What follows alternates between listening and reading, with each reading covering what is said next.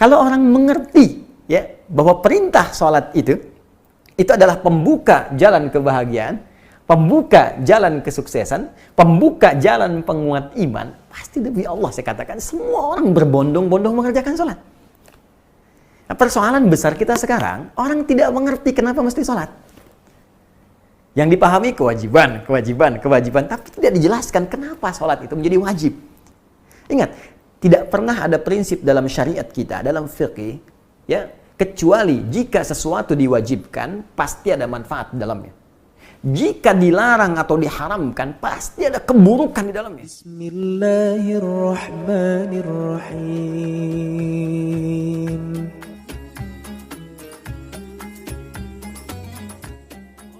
Bismillahirrahmanirrahim. Assalamualaikum warahmatullahi wabarakatuh. Alhamdulillahi rabbil alamin. Alladhi khalaqal insana ahsana taqwim. فعلمه البيان والقرآن الكريم نصلي ونسلم على أفضل الأنبياء والمرسلين سيدنا محمد وعلى آله وصحبه وذرياته وأمته إلى يوم الدين وبعد فيا عباد الله أوصي نفسي وإياكم بتقوى الله فقد فاز المتقون فلا تموتن إلا وأنتم مسلمون فقال تعالى مذكرا لنا جميعا يا أيها الذين آمنوا اتقوا الله حق تقاته ولا تموتن إلا وأنتم مسلمون. Jadi kalau kita tadi katakan hudan takwa jalan kebahagiaan, hudan takwa jalan kesuksesan, hudan takwa jalan untuk memudahkan rezeki. Nah, maka bagaimana mendapatkannya? Yakin pada Al-Quran, beramal. Apa amalan pertamanya? Sholat. Nah, karena itulah ketika seseorang diperintahkan sholat, sebetulnya bukan untuk memberikan beban. Kalau orang mengerti ya bahwa perintah sholat itu adalah pembuka jalan kebahagiaan, pembuka jalan kesuksesan, pembuka jalan penguat iman, pasti demi Allah saya katakan semua orang berbondong-bondong mengerjakan sholat. Nah, persoalan besar kita sekarang, orang tidak mengerti kenapa mesti sholat. Yang dipahami kewajiban, tapi tidak dijelaskan kenapa sholat itu menjadi wajib.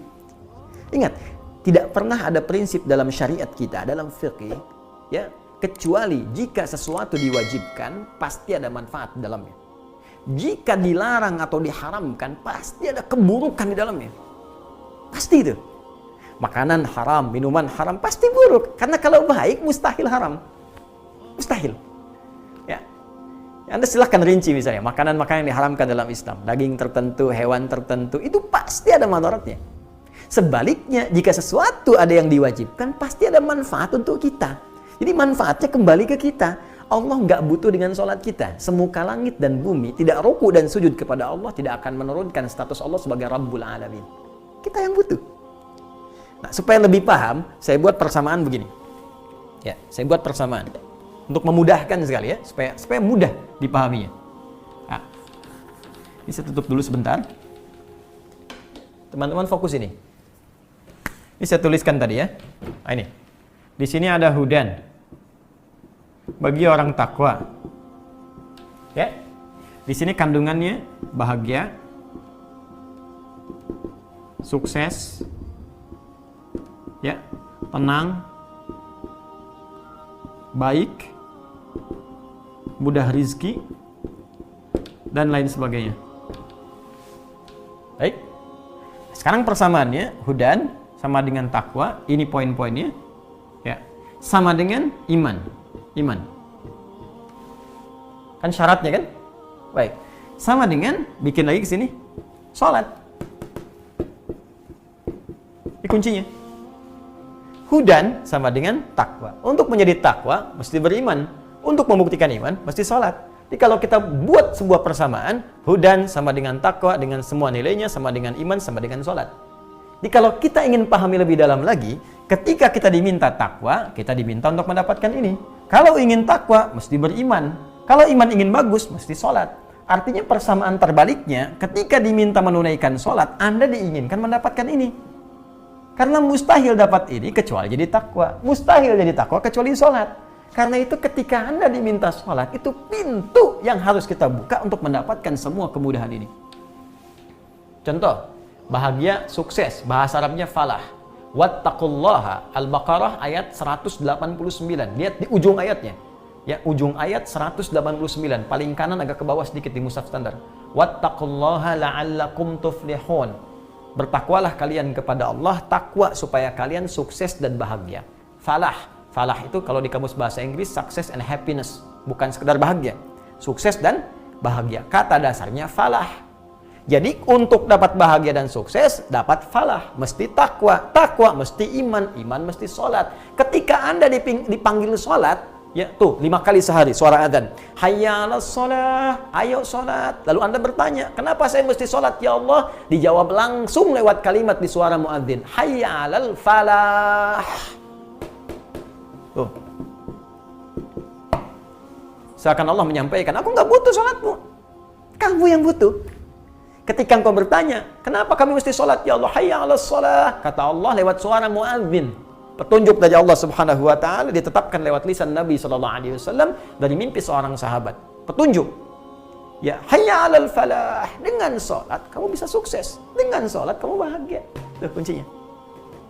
Ini menarik. Nah, jadi sesungguhnya kalau cara berpikir kita benar, ya cara berpikir kita benar, ketika tiba panggilan salat dengan suara adzan yang kita dengarkan itu, Allahu Akbar, Allahu Akbar, Allah. Maka rasakan, itu panggilan Allah untuk kita. Untuk kita. Dan ketika dipanggil dengan itu, dengan kalimat itu, Allahu Akbar, Allahu Akbar. Nih, hadirkan semua makna ini. Ada panggilan kebahagiaan. Panggilan kesuksesan. Mengapa ketika Allah tawarkan sesuatu yang sangat indah dan sifatnya abadi sampai kita pulang kepadanya, kita tidak bergegas? Karena banyak manusia yang aneh hari-hari ini. Banyak menuntut kepada Allah, tapi ketika diberi jalan tidak dikerjakan. Ya Allah, mudahkan rezekiku. Ya, kamu sholat sekarang ya. Nanti ya Allah. Sudah adzan, nunggu qomat. Udah qomat, nunggu hampir beres. Jam berapa zuhur selesai? Isya kapan isya? Ya. Asar kapan asar? Asar jam 3:14. Ya udah nanti saya sholat jam 3 biar jamak sekalian asar. Di mana letak keinginan kita? Di mana letak keadilan kita? Ya, tapi rahmannya Allah sebelum meminta kita untuk mengerjakan sesuatu, maka menjelaskan semua alasan-alasan di balik semua perintah itu untuk menjadi motivasi kuat kita agar bisa beribadah dengan benar. Nah, saya beri contoh sekarang. Berapa waktu sholat yang kita tunaikan? Teman-teman, berapa waktu? 5 waktu ya? Ya, yang diwajibkan pada kita. Subuh, zuhur, asar, maghrib, isya. Hafalkan. Ini nomornya nih, online-nya. Ya, online-nya nih, online dengan Allah lewat sholat kita. Ada 5 waktu. 24, 4, 3, 4. 24, 4, 3, 4. Subuh 2, zuhur 4, asar 4, maghrib 3, isya 4. Oke. 5 waktu kita diminta sholat. Sekarang kita lihat bagaimana keterangan dalam Al-Quran yang langsung disampaikan Allah tentang manfaat sholat ini. Yuk kita lihat. Di sini hudan taqwa melahirkan kebahagiaan dan kesuksesan. Bahagia dan sukses. Bahasa Arabnya bahagia dan sukses itu falah. Al-falah. Ya. Baik, bahagia dan sukses. Kalau bisa digenggam, ya, falah ini digenggam seperti ini. Sudah digenggam dan tak mau dilepaskan, karena orang kalau sudah bahagia mustahil ingin melepaskannya. Orang sudah sukses mustahil ingin melepaskannya. Digenggam. Maka tambahkan hamzah di depannya dari kalimat falaha. Ini falah dari kalimat falaha, ini akar katanya. Tambahkan hamzah di depannya, pindahkan fathah di sini ke depan jadi a. Ini menjadi sukun dari falaha, ini falaha, ini pindahkan ke sini ke hamzah. Ini rumus ya, ikuti saja. Ini rumus sini, ini jadi sukun, mati karena dipindah harokatnya ke sini. Jadi aflah. Jadi aflah. Di aflah itu orang yang menggenggam kesuksesan dan kebahagiaan. Perhatikan sini. Ini bagaimana urutan ini yang saya terangkan menjadi indah. Jadi saya katakan kepada Anda, ikuti apa yang saya sampaikan setiap tahapannya. Hudan bagi orang takwa. Takwa mesti beriman, iman mesti sholat. Salat bisa mendapatkan bahagia, sukses seperti saya sebutkan tadi. Bahagia, sukses disebut dengan falah. Dari kata falaha, kalau kita genggam jadi aflah. Sekarang perhatikan Quran surah ke-23, ayat 1 dan 2. Qad aflaha al-mu'minun. Qad aflahal mu'minun. Sungguh, qadnya tahqiq. Ya, berarti pasti. Sungguh, kata Allah, aku pastikan. Orang-orang yang beriman itu, lihat persamaannya, akan menggenggam kebahagiaan dan kesuksesan. Aflah. Qad aflahal mu'minun. Sungguh aku pastikan semua orang yang beriman itu kalau benar imannya akan menggenggam kebahagiaan dan kesuksesan. Aflah. Siapa mereka? Ayat 2-nya. Alladzina hum fi salatihim khashi'un. Salat. Yaitu orang yang mampu khusyuk dalam salatnya. Jadi pertama, manfaat salat yang pertama, dia bisa membuat diri kita mudah mendapatkan kesuksesan dan kebahagiaan. Satu. Tolong tanamkan dalam jiwa kita, kalau kita diminta salat, artinya dituntun untuk mudah sukses dan bahagia. Oke. 2. Tenang. Nih, saya tuliskan tenang. Oke. Hudan, takwa, diantara maknanya tenang, harus beriman, salat. Sekarang kita diminta salat. Apa kaitan dengan ketenangan? Buka Quran surah ke-13.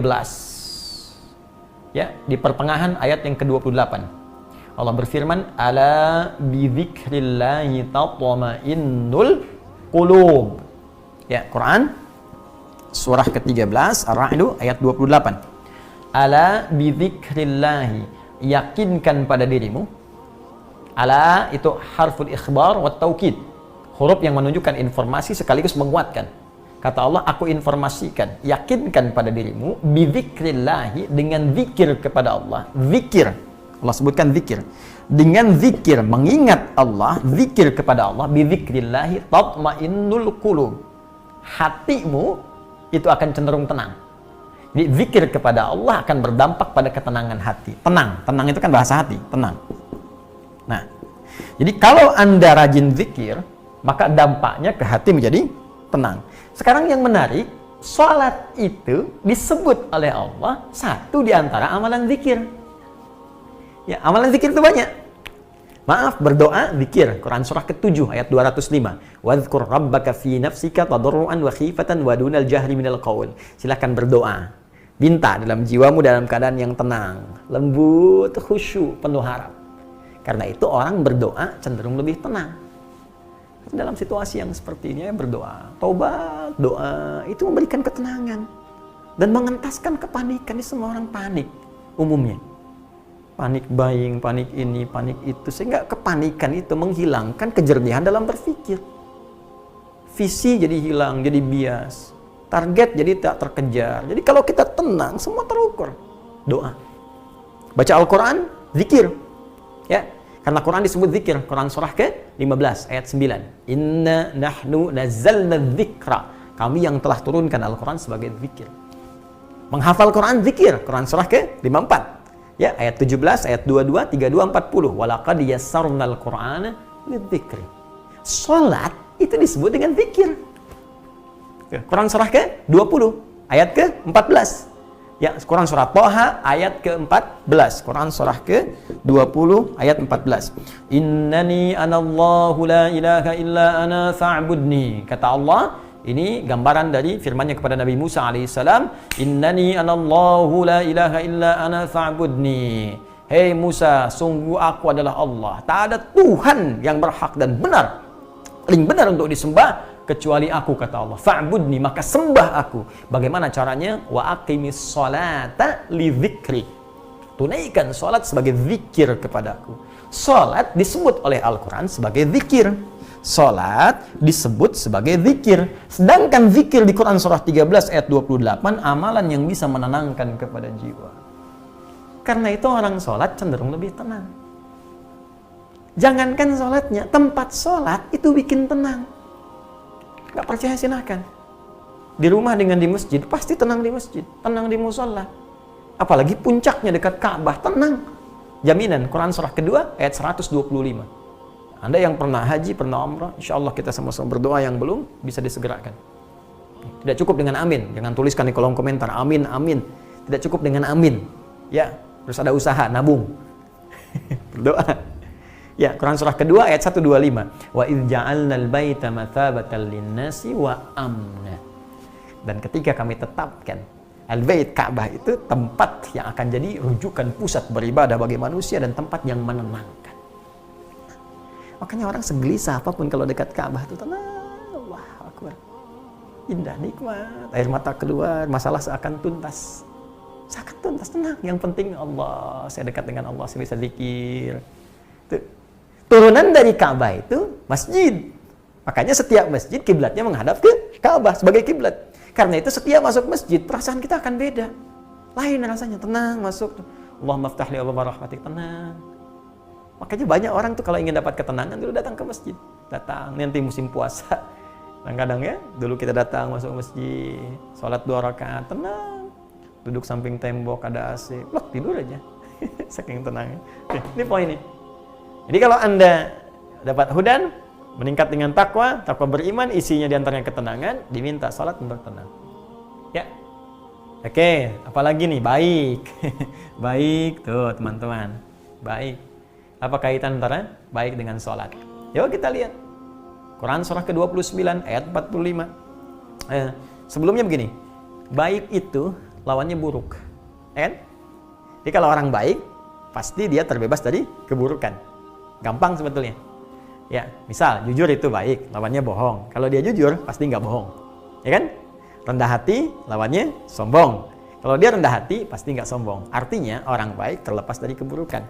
Sedangkan sumber keburukan itu cuma 2. Dari syahwat atau perut dan akal.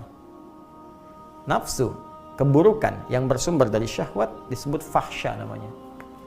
Jamak dari kata fahisyah. Fahsya. Pornografi, porno aksi, LGBT dan semisalnya fahsya.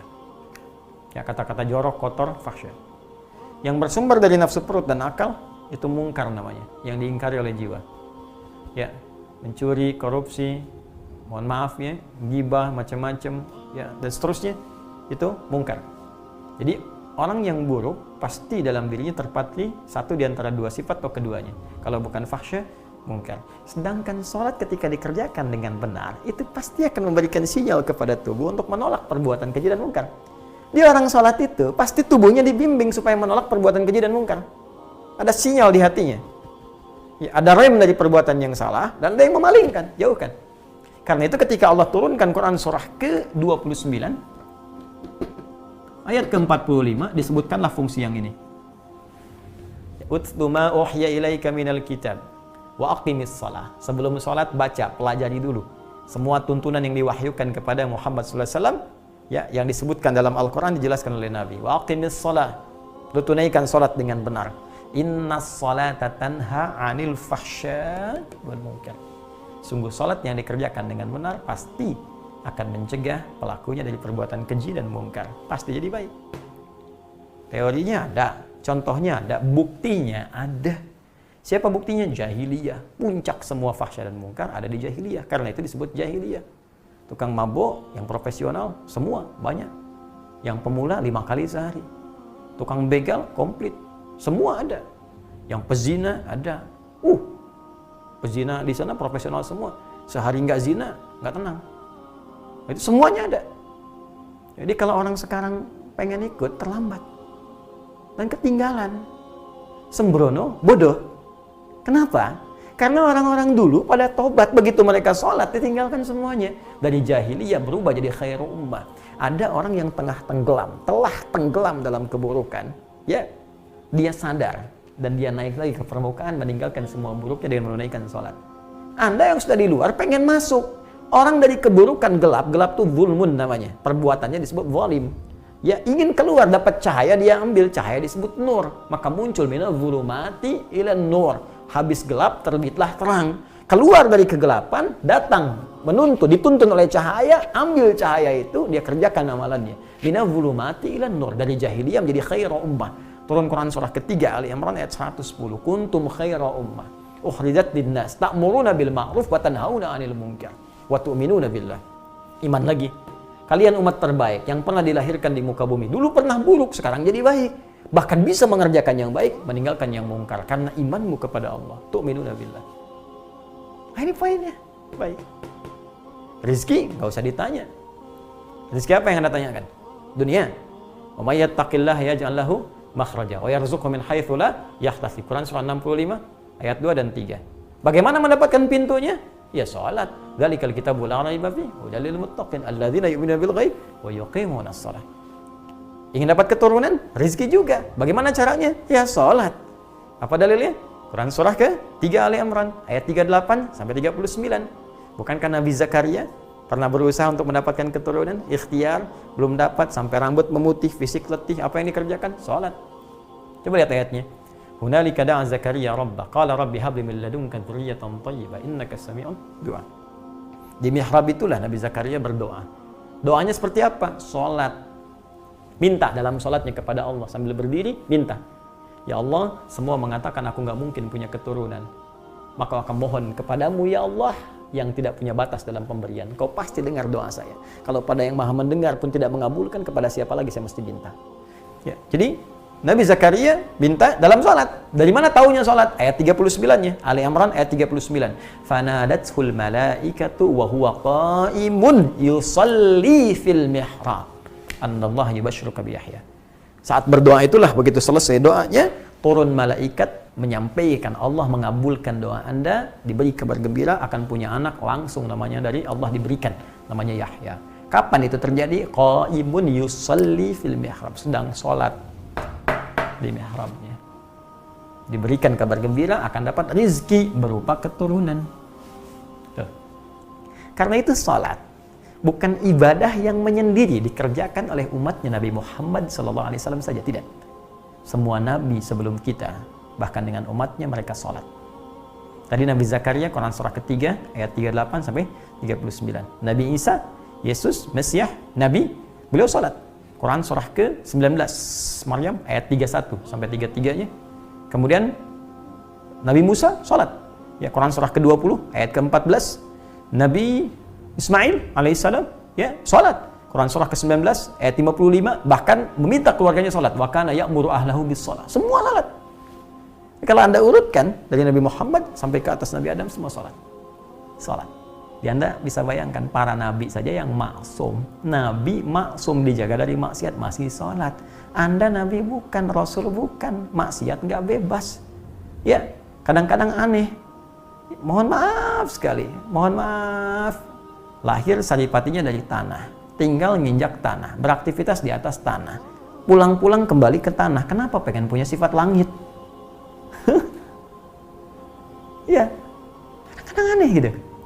Kita yang nggak bebas dari maksiat malah menjauh dari sholat, sedangkan sholat diberikan sebagai solusi. Karena itulah secara singkat, jika dipanggil untuk menunaikan sholat, maka bayangkan semua ini. Allahu Akbar, ya Allah, saya dipanggil, Allah manggil saya nih. Allah manggil saya. Anda dipanggil pejabat tinggi aja sudah senang. Saya dipanggil Allah. Bayangkan begitu, ya Allah manggil saya. Setelah itu rasakan, ya Allah ada panggilan kebahagiaan, panggilan kesuksesan. Ya Allah panggilan kemudahan rezeki, panggilan solusi. Itu yang harus dihadirkan di benak kita. Kalau ini yang kita tanamkan di anak-anak kita, sesuai dengan masa pertumbuhannya, tanamkan ke anak kita yang paling kecil. Allahu Akbar, mas suara apa ini? Adzan sayang. Adzan itu apa? Panggilan sholat supaya kamu nanti dikasih sayang oleh Allah. Allah kasih kita rizki, ada nanti punya mainan lagi. Ya ayah disehatkan, ibu disehatkan, terus nanti dapat ini, dapat itu. Ya akan kejar. Ya, hadirkan suasana bahagia untuk menikmati sholat yang diperintahkan, bukan sekedar sebagai kewajiban, tapi sebagai kebutuhan kita untuk mendapatkan limpahan rahmat yang dijanjikan. Ini tanda ya. Oh, ini saya lompat sedikit sebentar ya. Ini ada isyarat dalam Al-Quran. Jika ada satu hal yang tak bisa kita selesaikan dengan ikhtiar kemanusiaan kita, dan semua mengatakan nggak bisa, maka itu tanda pertama langsung dari Allah untuk meninggalkan semua pendapat manusia dan kembalilah kepada Allah untuk meminta pertolongan. Ini penting saya sampaikan. Saya telah berusaha memberikan juga contoh untuk diri saya dan kita semua terkait masalah yang kita hadapi sekarang, corona. Kita berikhtiar dulu, riset sudah, masker sudah, APD sudah, bilik disinfektan sudah. Bahkan yang paling menarik, Dulu ditolak, sekarang dianjurkan. Dulu dianjurkan, sekarang ditolak. Manusia sekarang mengatakan tak mampu, tak mampu, tak mampu. Ini tanda cepat kembali kepada Allah. Cepat taubat. Taubat. Semua taubat. Maka saya mengajak kepada kalangan teman-teman semua, khususnya saudara-saudariku sebangsa setanah air, terkhusus yang muslim, ya, ayo semua bangun malam, minta sama Allah, taubat. Pasti ada perilaku yang keliru, pasti ada banyak yang salah. Silahkan, Anda mau sehebat apa lagi? Banyak negara-negara yang pemimpinnya mengatakan corona tenang saja, ya, kita punya solusinya di bulan April. Nah, adidaya semacam Amerika mengatakan April akan selesai, rupanya kemudian kena juga, yang lain kena juga. Jadi sangat menarik dan mutasinya sangat tinggi. Dulu saya kira dari hewan ke manusia, manusia ke manusia. Sekarang sudah manusia ke binatang. Anda bayangkan, dari binatang ke binatang, binatang ke manusia, ya, dari manusia ke manusia, dari manusia ke binatang. Ya, ini sesuatu yang menjadikan kita mesti berpikir, kita mesti kembali kepada Allah. Jangan anggap remeh, jangan anggap ringan. Ya, ini kadang Allahu Akbar. Kita ini konsepnya ada semua. Kita negara Pancasila dasarnya. Pancasila pertama ketuhanan yang Maha Esa. Ya, turunan dari itu semua adalah ibadah, bahkan dijamin negara. Negara menjamin kemerdekaan tiap-tiap penduduk untuk memeluk agamanya masing-masing dan beribadah menurut agama dan kepercayaannya itu pada pasal 29 ayat kedua. Jaminan sudah ada, keterangan di kitab kita Al-Quran ada, petunjuk sudah ada. Kenapa nggak kita lakukan? Dan yang paling menarik, kita yakin Allah yang Maha Kuasa. Kita yakin Allah yang punya solusi. Kita yakin Allah punya jalan keluar. Kita yakin Allah sumber rezeki, sumber segalanya. Kenapa kita nggak berserah diri? Mau sampai kapan kemudian kita ingin menangkahkan bahwa kita bisa mengatasi semua ini tanpa kebersamaan dari petunjuk Allah Subhanahu wa Ta'ala? Ya, semoga Allah meringankan keadaan kita, semoga Allah menyayangi kita semua, dan semoga Allah mengampuni kita semua dan bersabar atas keadaan yang kita lalui saat ini. Dan semoga dengan ini amal kita diterima oleh Allah Subhanahu wa Ta'ala.